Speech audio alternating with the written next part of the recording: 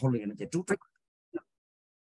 注重了绕呢，让他被其他说会做，被其他弄了，早熬夜正行，还得要路中明年不早给8ตัวเนี่ยจีก็ดีนั่งชา是的，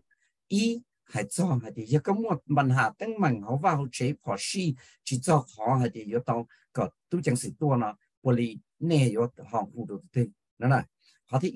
好的二还得要到好路中明年不是给少话少这给有话有这。有 housing issue 了，有點係做等問，係做幾把這呢？原來幾把嘢用家，人家都好多Minneapolis Darrell spares，有好多朋友你要好多好，你有一度 housing 列站，其他的 Randy，你要好多Minneapolis 啊，被呢，也多找其他的社會就呢，你要牛子，用些的是除了要達到了，你應多講，被其他社會就呢，找Minneapolis，其他的一邊會因為就路差到。好多種Minneapolis都做那些來叫我牛子，社會就那麼多麼辦理，都把財路，就除了繞人家一度都把我後來用出來財路，都叫你自己等着，其實一度佢將夢想行到被從夢出來，叫路路能嚟呀等等，用些在當那些來呢，比如其他麼，也會有他叫來叫我或者生了貼了都傾，把我都麼貼個都傾到被我哋估個 Randy 貼個點個貼個都傾。nhớ trong mấy câu nhớ trong là trong cái từ của nhà ba là xử lý của họ là chạy lù rồi share trên trên này sẽ được nó Welcome to Randy and Darrell, my fellow colleagues at the City of Minneapolis. Always great to have you on air with us, whether it be housing issue, 311, or anything in the City of Minneapolis. So welcome to the both of you. Thank you for having us. Among Radio WIXK. Question for Randy. Can you help us tell a little bit about your role with this work? Absolutely. Yeah, I'm a customer service. Yes,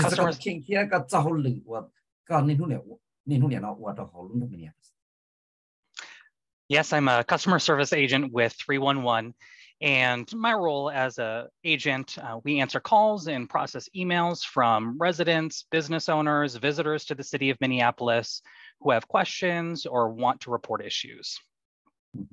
Yeah, tao cái của giấy tờ agent nó là được cho nên tế sẽ tao là có bé tế sẽ tao theo bé tế cho email cho nên nhớ cho họ luôn trong theo cho nên tao gì cho họ luôn trong. And Randy, what kind of help can people out there in the community get from 311? Cho kỹ ba chỗ lòng để BEE một chỗ cho làm mấy cái sản nhau sẵn rồi và nhau đó họ luôn trong Minneapolis này họ cho ba chỗ tao rồi. Yeah, so if you need to report an issue or find information on the city of Minneapolis, we can either assist you or point you in the right direction of who you need to speak with. We have a large database of information that we pull information from, and we generally can assist people in most things, but we are have the ability to get you in touch with the experts in the city. Yeah, có tổng cần là một thiệt sẽ có tới mình có mua lại có lần thiệt chấp có bao đó lần gì cho nó chỉ hù và bé ba tàu bé nhà nó là một ba bé mua họ database loại bé chỉ cho là một ba sáu tàu cho tới này thiệt thì không là tổng cần. Randy, people out in the community and they want to find way or they wanted to connect or contact 311. How can they do that, especially people who don't have the language skills? Absolutely. So you can call 311 or 612-673-3000 to speak with a representative. And we do have language interpreter services. So we are able to get in touch with an interpreter, bring them on the line to be able to assist you with any issue. So not speaking English well is not a hindrance to contacting us at 311. You can also email us at Minneapolis311@minneapolismn.gov. We do have a texting feature as well. You can text 311-898, and that is more of a database search or like an information search. You'll get a response with information. You won't actually be speaking with an agent. Finally, for our hearing impaired residents or visitors, we do have a TDD and TTY services. You can reach us at 612-263-6850. Yeah, hồi tao bé tao cơ bé giống mua cho nên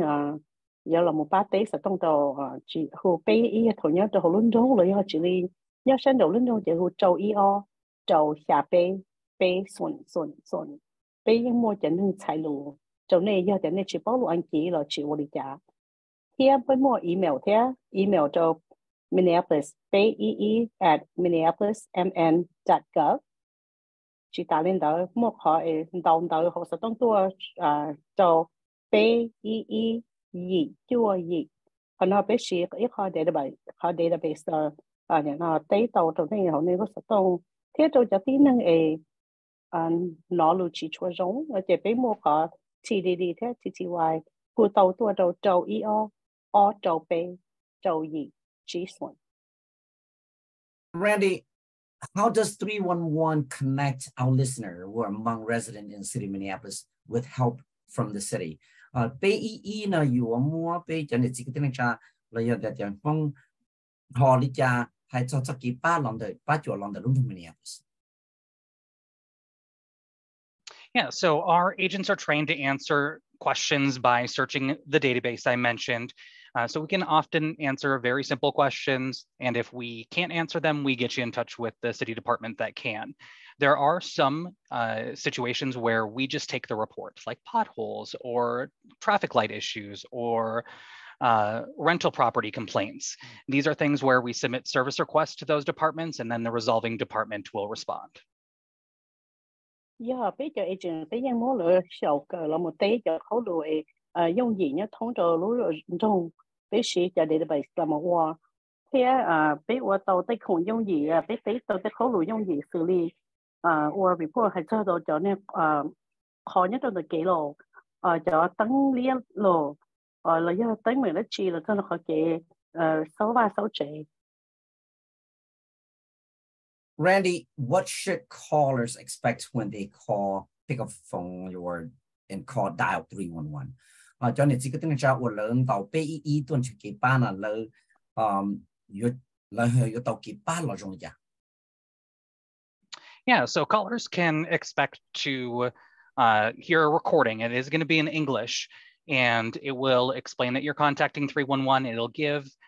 English and Spanish speakers the opportunity to use our IVR, but we do have Hmong services as well, which will be a phone tree by choosing option 4. Yeah, là hụt to PEE nó chỉ lên nó hay luôn. Tại vì trong này tí tàu Minneapolis PEE còn nó chỉ như hay luôn ăn chí nữa. Chỉ do thì bé mua hay luôn Spanish thế hay luôn họ luôn thế họ do là một hàm luôn luôn mong chỉ nhảy từ năm bớt lâu. Randy, can we hear a demonstrations of what it sounds like when and what people should say when they dial 311? Có cho tàu họ có biết nó thì lúc xí hờ và con tàu tụi nên tàu PEE tụi mình chỉ kịp ba nào nên rõ trong này. Yeah, absolutely. So I'm going to actually try this just from my phone. Bear with me one moment. Tàu cơ của mình là xí ô khả năng để của lúc sẽ tông nó tàu mình chỉ. Thank you for calling Minneapolis 311. To continue this call in English, say English or press 1. Para español, diga español o presione la tecla número 2. Afka Somaliga, Dora Sade. Hai the mong nia lei plau. Yo có sa tàu so Minneapolis, ho chờ cha che nia lei y. Yo sự sinh chi cảnh quan đang đợi cho tu chính sự nia lei o. Yo sa suan đâu luôn trong Minneapolis, cái cảnh sai chùa chia nia lei bé. Yo có sa suan cho khỏi chờ tàu phải phá nia lei blau. Yo tiệt so cho cái cho khó đấy là do lời giả tên mình son tên cầu sư nia lei chi. Yo tiệt so lời giả nia lei tàu. Có một sai tàu cho bay luôn trong Minneapolis, xua lưu xa tư là tàu. Một sai tàu cho hậu internet www.minneapolismn.gov thiên the bay lưu mobile app. Yo có sa cơ lưu chơi cho Minneapolis. BE thọ sa khứ sa tông. And at that point, they'll be connected with an agent through an interpreter. Cái thầu lúc chơi đỡ thì lợi giờ là một thả tới tôi tính nên nhớ đỡ thì mấy mua tôi nên xài luôn. Yeah, that's awesome. I could follow it easily. So thank you so much for putting that system together. We're trying to nhầm lòng sự là win to thì mình cái ba của yêu đi trả lời mua là e-op chỉ trâu thì mình mua là chỉ mua cái website thì mua cái mobile app thì chỉ là là chơi đi xí có hay luôn mong là tao ya. Randy, will callers be able to talk with a live person at all during this time? Lúc xưa là hú sa tông muốn là ô li là bắt đầu rồi ít tụi nên của nhớ tỏ ít chùa lục kiến cho yêu thả tiền. Yes, so our phone system is not designed to limit interactions with our 311 agents. We do try to provide information that may answer your questions ahead of time before speaking to an agent, but absolutely, you can contact us at 311 to speak to an agent at any time. Giờ cơ biết họ kể biết gì nó mà nó chỉ là để yo chữ chúng ta tôi tính nhiều mà thả luôn đó này thầu này họ biết ý nó từ khi mà biết những gì họ kể là một tế cái tàu này khó lù vấn đề gì món này là mình thấy tôi tính thả cái này hồ tôi là những tàu biết ý là những thả tàu thấy tôi tính. Randy, do you have additional tips for working with the voice recognition system? Or you có mua cho lũ phát chế kia thì thầu you đào số tông mua nó là cho lũ là tế đồ you thiết kia thì cái you mua ít có chỗ rủ đi cho nó, or you có mua cho lũ là mua đi cho lũ bút được bây giờ này chỉ cái này trả được. Unfortunately, the integrated voice recognition system, the IVR system, is not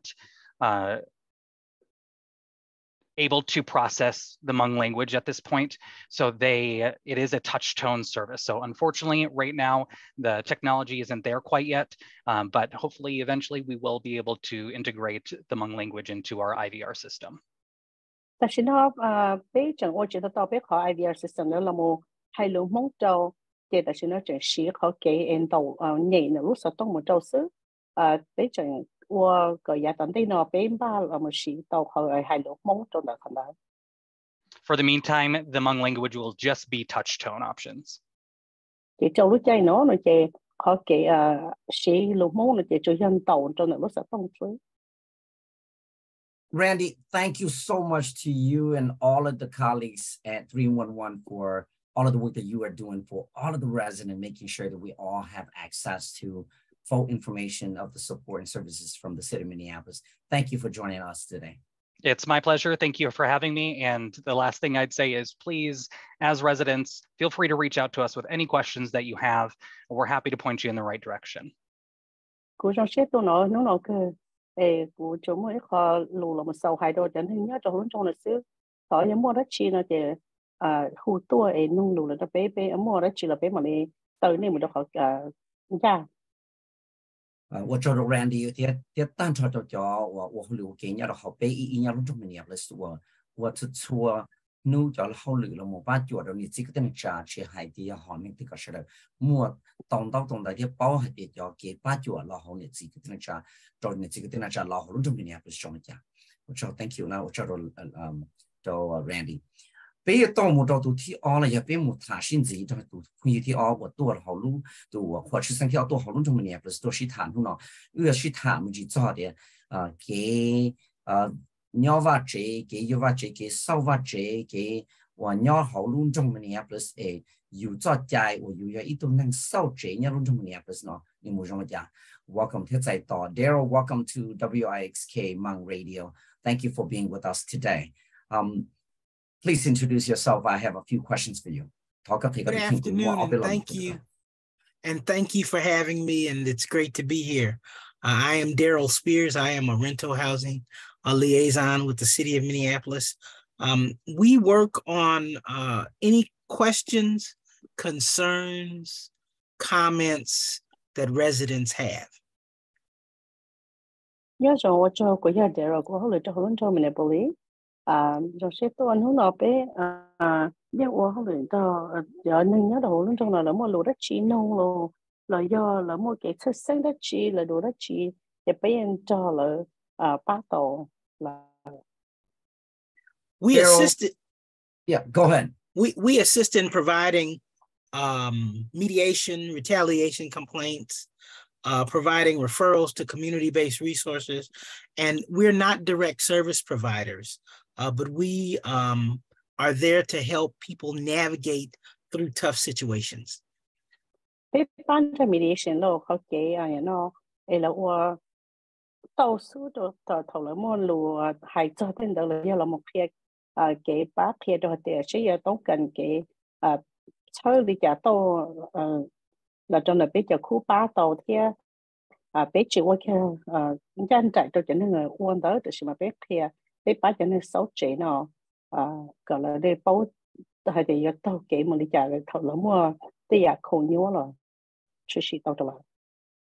Darrell, what are the renting rights that Minneapolis residents and renter who are renters should be aware of? Cho trai và cho tin hành nhau luôn trong Minneapolis, làm việc sinh nhau luôn trong Minneapolis, và lấy cho nên sau chế na, lấy cho trai và làm một tí thái lấy cho kỹ nhân chẳng, cho trong bây giờ. Right now, there's a rollout of the Renters' Rights Campaign, and that website includes updates and the outline that many renters will have in terms of issues. Those include screening criteria, individual assessments, and limits on security deposits. Xin nói một khó kể trai là cho nên 6 và 6 chế nhớ cho nó có website là một việc cho nên 6 và 6 chế là một cho trai xử lý trả là một cho khó kể là một sản chủ sửa sẽ有用lý trả là một qua sẽ sửa ý tưởng nâng từ kia sẽ chủ hạt địa kỹ chữ cho nó khó cho nhiều security deposit có用lý trả. And if you're being evicted for non-payment of rent, it's important to know that the property owner is required to give you notice in 14 days, a 14-day notice in advance, and he must include the total amount due and possible resources that a resident can find for legal and financial assistance. Thế nhiều có cái chứng chứng là do tôi chú chế là muốn nên giờ tại vì thế này chỉ thèn cái chế là chế tôi chú chế là yêu chủ tôi trời chạy yêu chủ tôi sâu ý đại đó chỗ này có lâu nu ổn định là muốn nên giờ tại nhớ trong đời đại đó là sâu rồi nên là mà yêu chủ kia cho hạt địa xây này yêu chủ thèn nhiều bảo lý trả cho nhẹ lý chế này chỉ chúa yêu chủ thì đâu là thiên chia cái ba là một hai cho đâu xử lý cái trái lý cho lo thiên cái tiền như thế là một ba này. Darrell, in a lot of situations where renter may not have the language skills, they may be afraid of being kicked out of the home, and there is a serious problem in the home that they rent, from the property that they rent, and they wanted the inspector to know about it, but they're afraid of retaliation from their landlord. What rights do they have, and how can they get help? Giờ thì ít tiền năng nhau sau lúc chế một tấm ảnh lúc chế chỉ trong bộ họ tự chỉ là xã kia tụ inspector là giờ thì tụ nên tụ qua kia thì họ nói một tấm ảnh nhau là lúc vào lúc chế, ta chỉ là sau thiên trai cho anh chị tụ chỉ chế họ muốn lên chợ tàu là giờ thì là kia là là cho trai là một ba lời thì cho kỹ cho ba lời họ dùng được. And I'm so glad we have Randy from 311 on, because the first place to start is 311. And at 311, they can call in a complaint. They can request an inspector to come out. And if there are code violations, they can tell them what they think the code violations are. Để cuối trong share cơ kia để biết một Randy nhớ là PI tôi nhớ là hồ nó thiệt giờ thì một tấm mình đợi chỉ là hút tôi đâu PI là mà tôi hút tôi là một hay cho để là khó kể nó lại sao hay cho giờ đó chi thiệt mua cái oli chả là thế thì mua khó kể là một bắt cho tàu. And if the inspector comes out, or I should say, once the inspector comes out, you can point out. The resident can point out what their concerns are, and if they are uncomfortable doing it in person with either the property owner, if they're there, or with the inspector, they can call them because they'll be given the inspector's phone number and information, or they can email or text them also. Thế giờ thầu tù của chị nữa tù cho ấy là nhân đó là ấy là chỉ xã hay kia là một cái thực sự chỉ là chỉ xã tới giờ tù chủ chế là thế là lỡ mà khu tàu đó tù inspector thế là sai email tù là tàu thế. And just because that component is done, and you still may experience retaliation, you have options also. We often work with and will refer to Homeline, to Legal Aid, and the Volunteer Lawyers Network. Homeline's number is 612-728-5767. Legal Aid's number is 612-334-5970.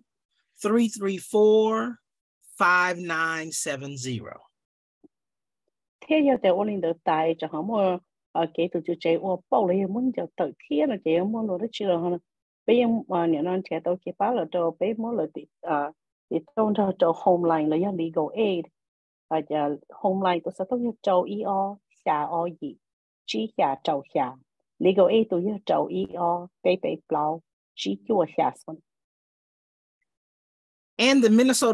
Minnesota Attorney General's Office publishes a free booklet, and you can get it online also. And it's called The Landlord and Tenants' Rights and Responsibilities. That is a great resource and can answer questions. Here, Host Minnesota Attorney General, mua ít hôn đạo, là mua nhau cho sổ hốt chùa, mua tôi chú chế thế cho nâng sáu chế, sau cái chạy mua thì khỏi cái là phí số, để con nó là một tí tồn thì cho lũ thiê. This and more information is also available on the website, Minneapolis.gov/renters#rights. Họ nói theo lựa nhà kế bắt lần gì rồi, bây giờ là một chỗ tàu nhất trong đó Minneapolis.gov/renter-rights. Or you can also just go to the city's website, and search for renters' rights. Họ chỉ là nên là một trong những luôn trong họ website này chỉ là tàu trên là họ chở phải là renter rights cho cái cho nên số chỉ mua. Darrell, just a follow-up questions. When people call 311 and report that they and file a complaint that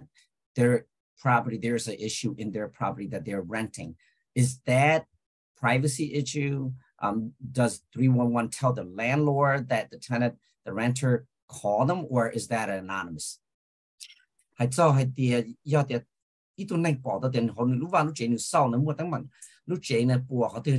nếu hùng một trò PEE một kia là PEE thì cũng sao cái này tôi qua thì họ nó bỏ lên nó cả tụi chế họ nó bởi vì PEE bỏ một kia là tụi chế thì do tụi này sau chế nó hụt tua là gì?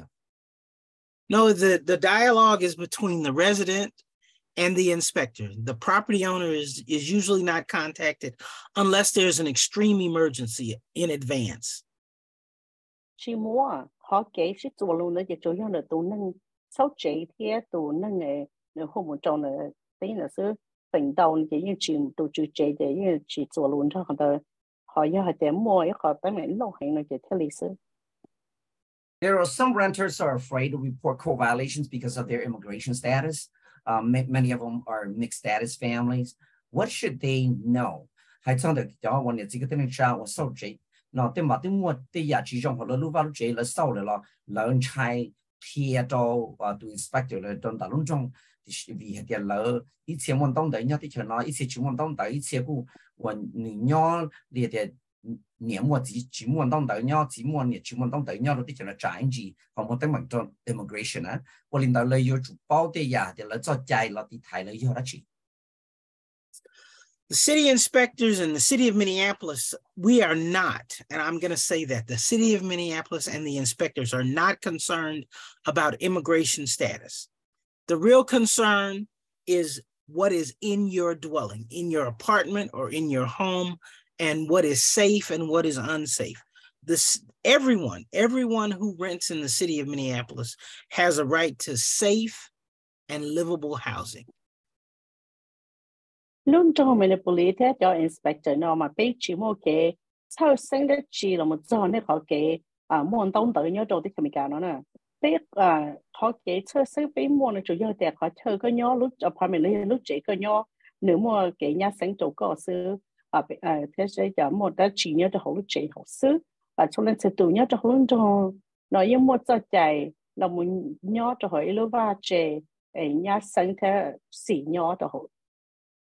Darrell, who can renter call for help? Cho nên chỉ có tên cha ôn lấy cho sau quan số chế này lấy một xã tàu kỹ ban là lấy họ yêu thì ba tàu rồi lần. If they believe that they need some assistance, they can contact legal aid, and their number once again is 612-334-5970, or Homeline at 612-728-5767. And the Volunteer Lawyers Network is another resource, and their number is 612-752-6677. Do thì là xã tàu hay làต้องcần cái ba là chỉ khu tàu tàu legal aid là tôi sẽต้องจะก็ให้ดูยอดtàuไปเปล่าชี้ตัว下ส่วนเพราะที่นี่เราหูtàu homeline tàu下อีชี้下tàu下เที่ยมัวขอหัว volunteer lawyers network 就คือที่ชอบละโมป้าไปใส่ยอดเขาเก็บป้าเที่ยเลยตัวจะต้องยอดtàu下tàu下 Darrell, is there anything else that you would like our listeners, among listeners, to know about the resource that is available at your department? We talked about 311. We talked about the legal aid. We're talking about Homeline. We talked about Volunteer Lawyers Network. Is there any other resource that available that people can take advantage from you and other partners that you work in the city of Minneapolis? Only about 处理呀，我个报道点你这个等下有8段点你这个等下，我能弄得到，弄啥东西呢？还在这里，那么给出生造给收发收这样，给发这波有讲都就这多考，特别都他我被好给班要legal aid，要到 Homeline，要volunteer lawyers network。贴被意义了，不处理呀，我个啥的你真正听不懂里头，你这个等下就主包。Yes. First, I want to go back and the website should be minneapolismn.gov/renters rights. Yeah, so the website here minneapolismn.gov/renters rights now. And we're continually working and developing relationships with other community organizations that may have access to resources and other resources, i.e. like the Salvation Army. We have discussions with Hennepin County and other places that have resources where we can try to connect people.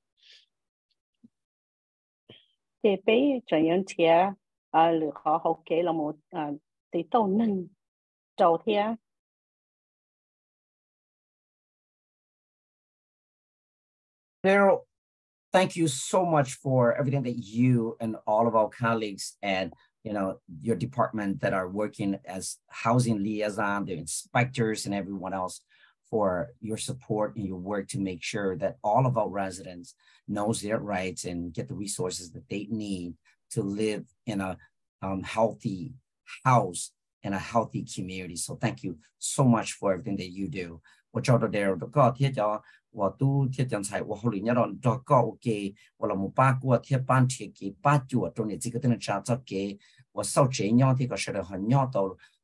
呼吸的天鸟到鸟生到出错这呢鸟到龙中面也不是我找到个路线好 Thank you so much for your time. Thank you. And I do have one last thing to add. We've been so serious talking about housing and and residents. There are some events coming up that are fun events for residents within the city of Minneapolis. And I want to highlight a few. Okay. 我讲到被到他这都呀，就是嘛每一个整个出席，个也啥别们去做，你有冇给老人家？ We have Open Streets, Cedar Riverside, which is on August 20th. Open Street, Cedar Riverside,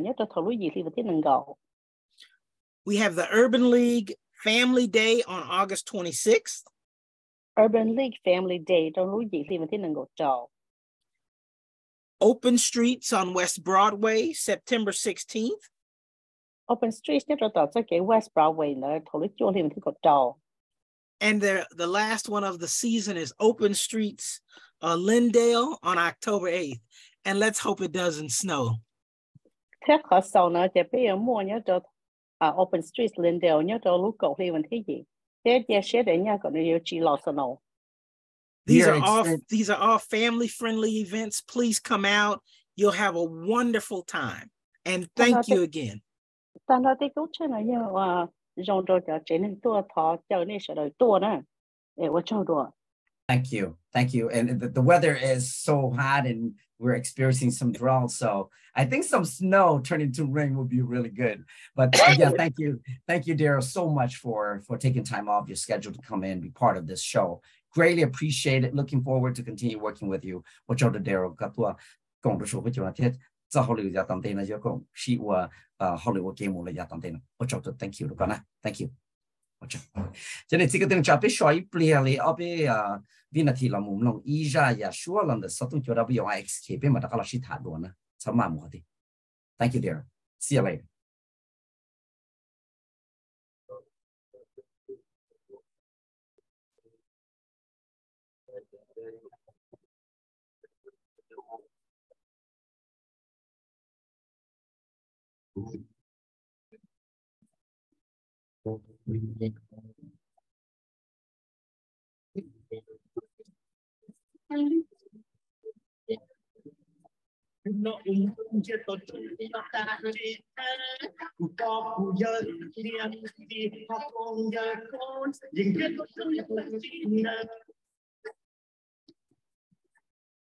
But not she look how she came ngon luôn cùng đa luôn cùng nhau ôi nay em lại tiền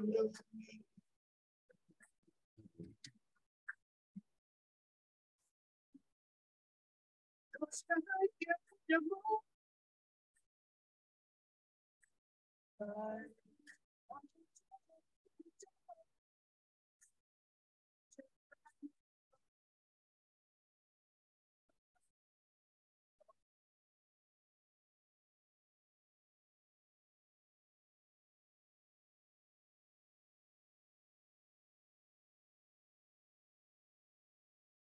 kênh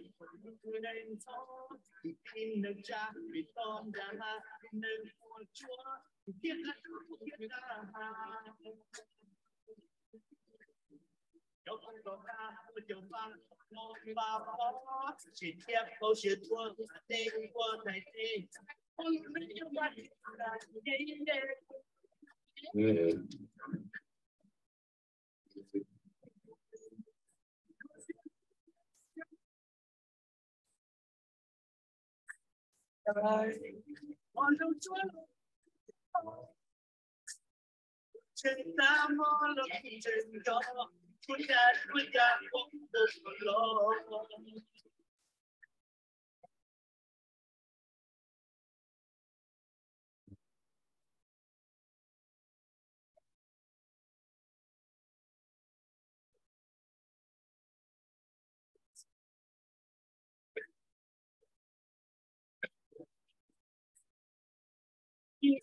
hấp dẫn.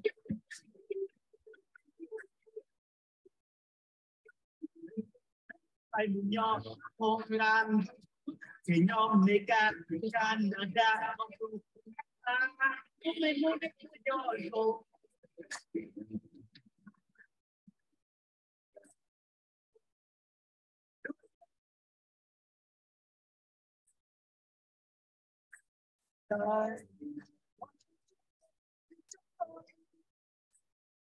trên ta mơ là chuyện đó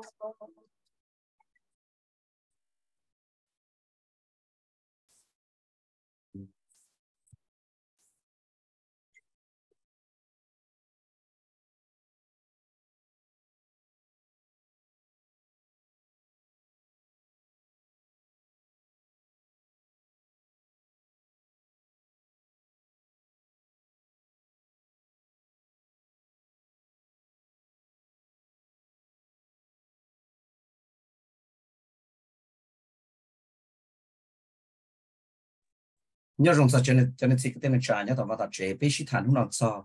và cái thì yêu cho trái lòng được giờ ít tuần nên sau chế nhớ lúc trong Minneapolis chỉ ta nên là nhớ lúc trong Minneapolis hot system này cái ba chuột thì chỉ cái tên trả tụi lấy BEE cầm đầu ấy giờ thì có sát đầu cái ba chuột em họ chỉ theoต้องการcái lòng là tu chẳng sự thì là ba chuột lười nhát cho cái ba đồ yêu chế này mà chỉนี่เขาชี้ตรงจานนะเขายกเหตุในจะรู้ชัดแต่เขารู้ตรงนี้เปสมตรงนี้สิ่งที่นั่นใจเดียปีรู้ว่าฟออะไรอย่างเลยปีรู้เชี่ยวผมลงช่วงลงตรงอยู่ป้องเลยจะต้องรู้จุดที่ต้องเดินเนาะมั่วประมาณนี้เป็ด我去叫ว่าครอบครัวต้องอีสองตัวอยู่ต้องเก็บปัจจุบันลอง the stable home stable school housing stability fund เขาเนี่ยอีจะเก็บปัจจุบันเราหมดตรงนี้สิ่งที่นั่นจะ把铁地方的这个来去炒，帮了弄地方的这边的，弄这个做年了呢，要的是帮子做很多呢就不晒得好啊，弄中 Minneapolis 啊，可能个不好 eligible school 的鸟好对呢，就那户被一了到，还的那是帮做好，给把就就收发出去鸟弄中 Minneapolis 了，要的 stable home stable school program 鸟就弄中 Minneapolis。要去帮那些户的股被周一二倍二下二一倍送，周一二倍二下二一倍送，其他人的黑人的这个等于加还的，一考证证出来黑人被中风似的，现在头老了被一包的被这个等于加木就中国 California 咯，那么中地那么中 Oklahoma 这给我啥的呢？好弄中面的Minnesota 呢，来有什么那只有什么这给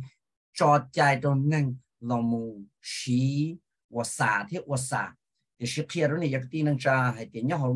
论从路上面的说的呢，做在政府路上好路上面的说的呢，一样的 federal immigration， 你莫当到也给你我都说的，要的个只要一度审查，知道要审查，路的条面干呢，知道要能莫当到要我被审面干了审查面干了的，个要的个莫贴个照贴个好让面干的个时。ก็มั่วก็จ่อที่ก็มั่วนะเราอยากจะเรียก use possess grow ที่ sell marijuana คนน้อยอีกคนอยู่เขาจะได้รอดชับเลยแล้วก็อยู่โจว่าจะ immigration ก็จำต้องแต่ก็จีตัวอย่างสัญชาติก็อยู่โจ removal เราอยากจะก็อยู่โจ deportation proceedings นะเที่ยวเรื่องเราในจะวันนี้จีอยากจะก็จีตัวอย่างสัญชาติอเมริกาจีชอบหลามูชีจีชอบหลามูจ่อจีชอบหลามูว่า有啊，就炒了木叫么玩了，那也叫啥呢？你要我好多门做在炒做在老行里，就当然的一个啥帮子，你好弄中面不是的，弄中成跑了都住做给其他，你要路易里那地方去搞，头不不等被就分不出招等也找到呢，你要好 Twin City Immigration Forums，有么叫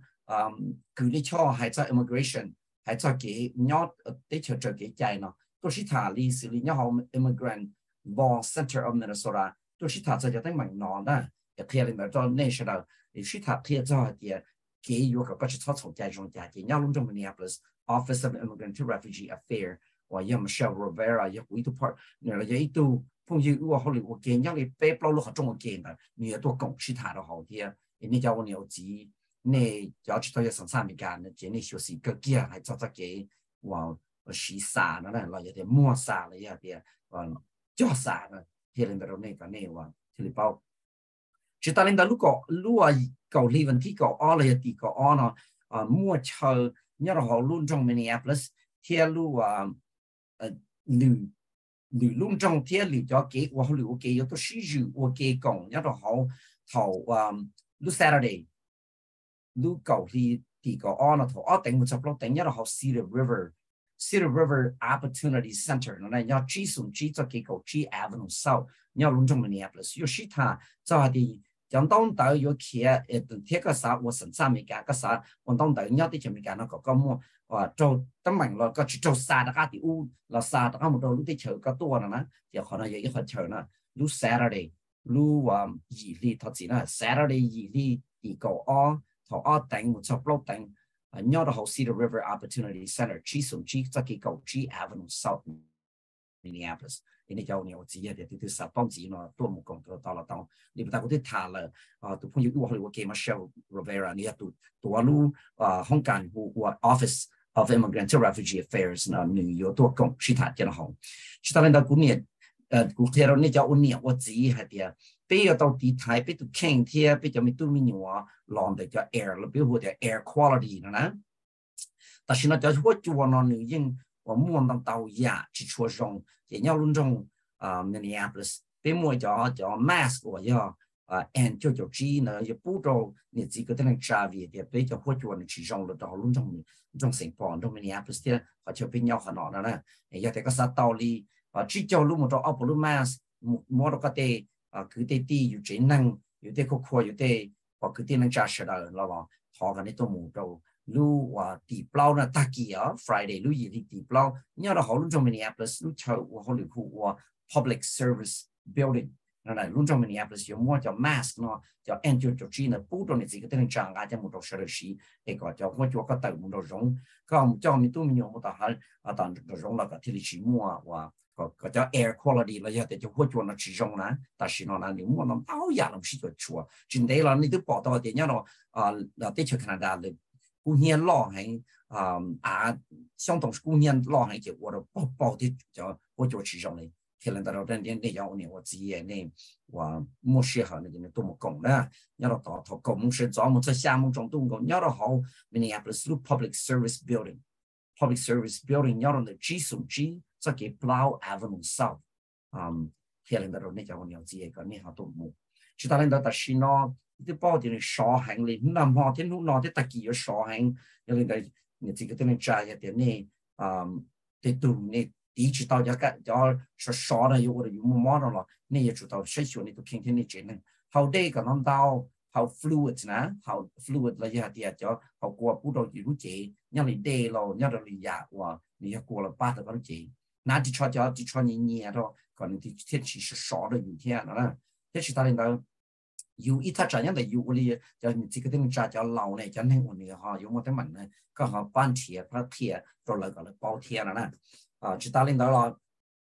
跟木鐵啲要敲個接布嗰個路接，因為你個做air conditioning 啦，到有啲摸就啲路把啲有冇鋪把啲就啱啱知道啦，有啲啲他這樣的呢，有種 Minneapolis Parks 呢 .org Minneapolis Park.org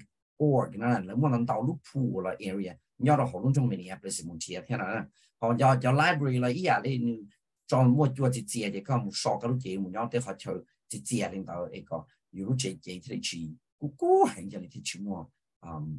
我冇着有的呢，他领导到那样看到那样的叫，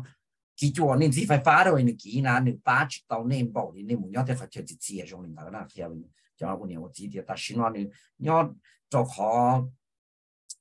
或者呢，古行里的少见的这些木差了一波能够 degree 天，到那提天老你都我到呢，也要领导今年叫牛今年出晒你叫真能晒你对我的 pets 咯，晒你叫能老咯，晒有对面都没有咯，就从木样的容很痛了，上头古动同的就有你我这有些上头古就有木毛木根都有的，还领导到那个叫我牛今呢，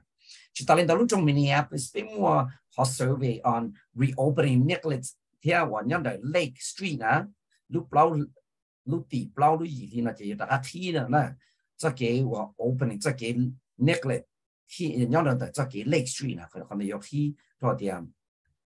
嗱我可能叫เรา冇 call 就嚟有thi可能大家เรา冇ที่領導到呢一啲，你如注意到係有thi領導呢有你家，你有冇 call 但你有冇大家thi 呢thi個上家ที่你冇好多個路線嘢，好多他條個nhau。ที่เขาจะจะเขาหรือก็ตัวมูลละจะเชื่อมูลละ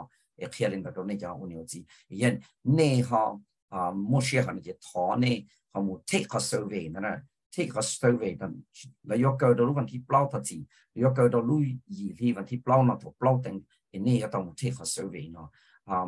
เนี่ยเราเขา Sabatini Community Center Bay East Zone 这个 East Bay 叫 East Street นะเขาชี้ตั้งมันจะ下面ตั้งจำตัว被对我批了么到那时来个那我么学的那好报的叫社会的中间那什么工叫 workshop 的呢要贴到那还得好 project 了要好给我了要批断的这个那个的这个类呢上家那叫我牛子也得那当好叫路那来的他跟那时来就给了好像中贴被嘛星期多里面的绕，但是那是少了，就是人家这个节点哈，我例如这项目找到的好就是节的，你听的节目慢慢跟的，只从我底程度能到要老的叫路节，啊，只全部绕了这，他个这，你有我的个么慢慢跟有点到好有我么fever 咯，到长到牙都有这样诶，学习的社群里都看个种。họ cái sự chỉ kiến là cá nhân rộng cũng đều qua mai có sự ya của họ nhận lúc trong mình Minneapolis sau đó đôi trâu i o p o xa o i p sung trâu i o p o xa o i p sung sự chỉ cho nên Asian là cho nên lâu đúng nhau lúc trong Minneapolis thì sự tiền còn mà ya cho mong lo ya là cái mình thấy cầu này cho nên ya cho tông cảnh kỳ ba chấp rồi thì ya thì mua ra chuyện là cái khu vực của trâu là WIXK ý chí cho sống tiền lúc trong Minneapolis cái phong yêu bây giờ tạo tuần gì này sau có chỗ nào ý lúc lý từ bây tôi là origin 我找着你要你，只有你当中少通过了，我弄我的去了就好了。找一二八二下，二一八顺买个呀，我找星期六。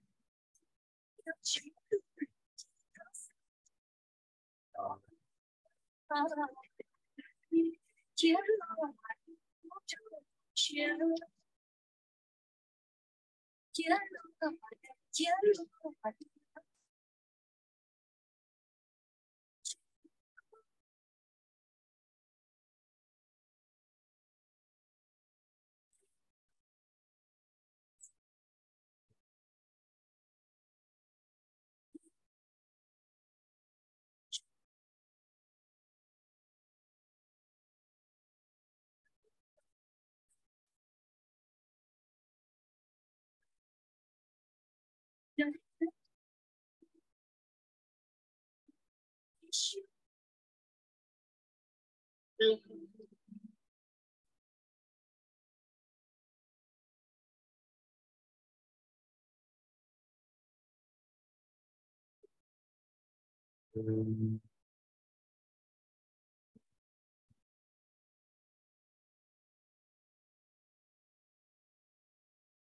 nhỏ cần đầu tuần còn ok the Twin City High Schools. Yếu tố tại summer lý kế trên bus thiết lại rồi và dùng lý bế trên đồ lại trong trò đại summer student pass. Lúc summer nó chỉ thở lúc trò hình đô lúc thì y ở trên là một bên mà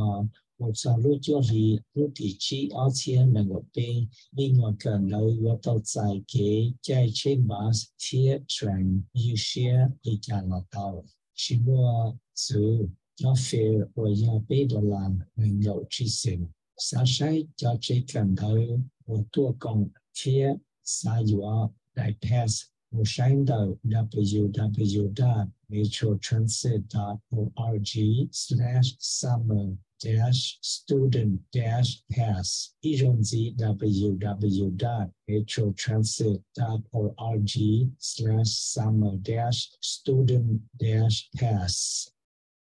cho cứ đi va chơi cái tí nhia thể va chơi tí nhia thể cái cả nào Affinity Plus hiệu quả dùng gì cho con trong trâu đi ba dùng cho cả nhia lò khó va khó chơi thiết thể lì ảnh luôn đi xử lý consolidate lòng một sai affinityplus.org là qua member Luna Affinity Plus Federal Credit Union. Đúng rồi chạy sợ quá lúa tôi sẽ chưa có được dùng này mỗi lần từ thì đi chơi khó cho tiền này giờ các bạn tên là sao trong các lúa cho tiền chỉ tiền là sĩ cái sao tao lúa cho tiền trong các lúa chơi vì lúc cái lúa sao dùng đi nên nó Hotel Evermore Heating and Air Condition Service là giờ bắt đầu trong con là tu telephone nhà trâu chỉ xuân o bê chua bê plau trâu chỉ xuân o bê chua bê plau là giờ tu bắt đầu con có tiền là trong con đi năng gọi plau sông chỉ ta liên là si giờ các lúa chơi chỉ mới cho tiền là tu chuối lúa cho tiền là là tàu các lúa cho tiền chưa hồi được là tu khó được là tàu thế lúc xưa ta chỉ là mua special là mua discount được thế sao bao hồ tu sa tông trâu chỉ xuân o bê chua bê plau trâu chỉ xuân o bê chua bê plau đồ rich là thà nhưng mà để cho con là đùa một chút cái có yếu chỉ tàu làm sự là sau một sẽ đi phụ được cũng cái rồi cũng chỉ nhập bắt được có tiền